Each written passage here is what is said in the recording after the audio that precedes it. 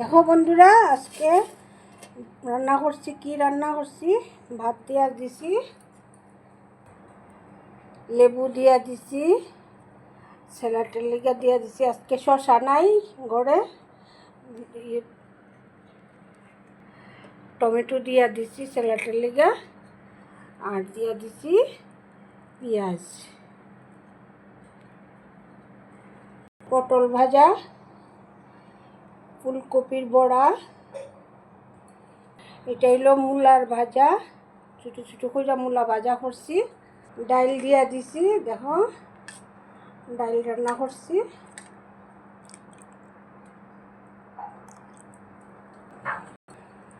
ফুলকপি ডাটা চচ্চড়া,